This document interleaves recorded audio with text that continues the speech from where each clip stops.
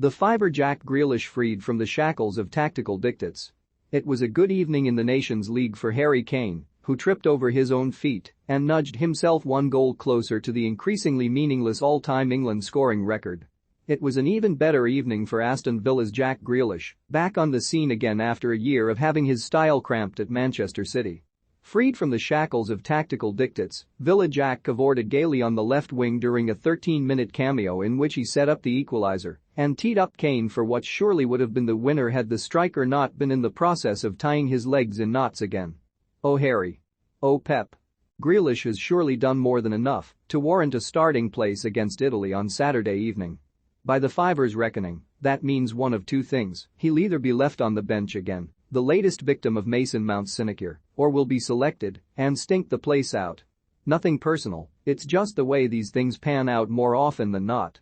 If the fiver were to put cash money on the outcome, we'd plump for the former, on account of Gareth Southgate spending 90% of his post-match presser eulogizing Kane for falling over and scoring from 12 yards, while signally withholding praise for the man who came on and utterly transformed the entire match. At the start of the game, the challenge to the wide players is to attack, defend, try to score goals, a high tactical level, and you've got to be spot on, he harumphed. I think that's an area Jack can get better at. Game-changing entertainment? Not to be encouraged. Fun? Not allowed. It should be a hoot on Wednesday night in Cardiff, however.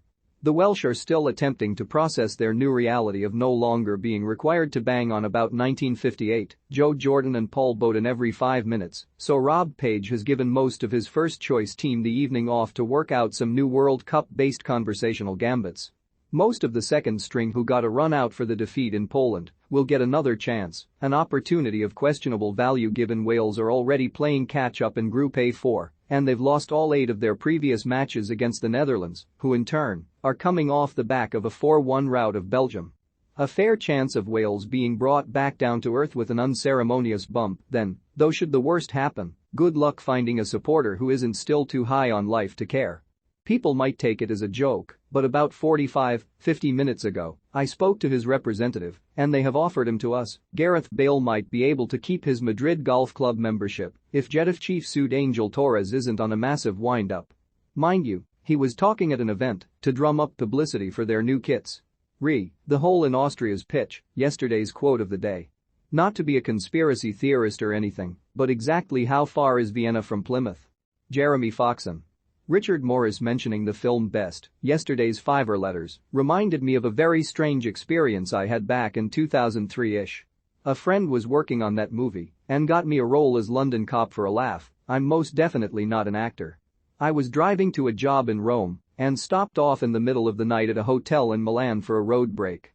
Turned on the TV and Best was on, the scene I was in was on, and I saw myself dubbed in Italian, Jamie Gambel.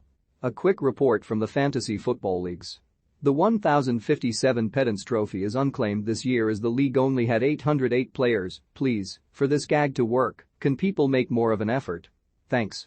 The last place was achieved by the amusingly named Change Name team, who bagged a fiver-tastic -2808 points, achieved by making 991 player changes over the 38 rounds, a true act of pedantry, to log in, week out and waste their time making the same lame gag in the hope that someone is listening. Insert gag here, Anthony Melvin.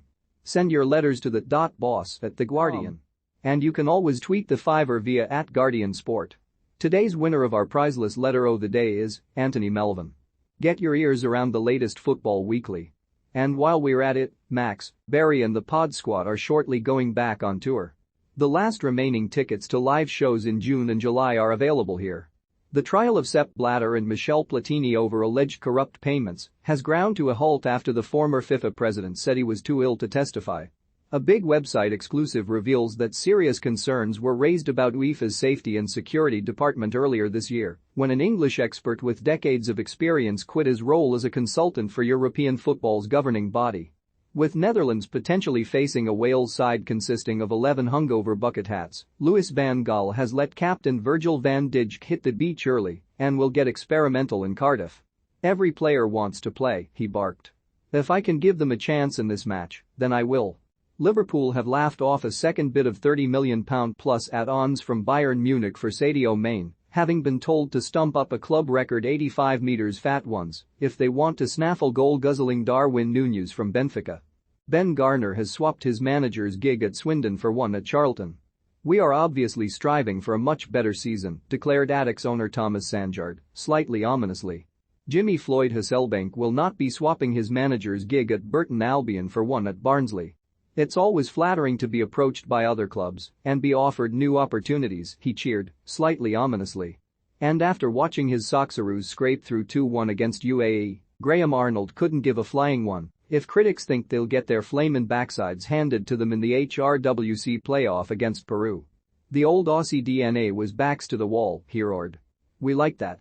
We liked being the underdog. We liked people saying that we have no chance." He'll have lots to like this week, then. Our men's and women's transfer interactives are up and running for the summer. In this week's edition of Moving the Goalposts, Julia Bella's Trindade hears from the next generation of Brazilian women's football. Which team has played the most games in a row at different stadiums? The knowledge knows. Some pure, ongoing joy as Ellis James looks back at Wales' HRWC qualification. It's the Adams and Eric's 2022 ACA League One's review of the season. And if it's your thing, you can follow Big website on Big social face space. And Institute too.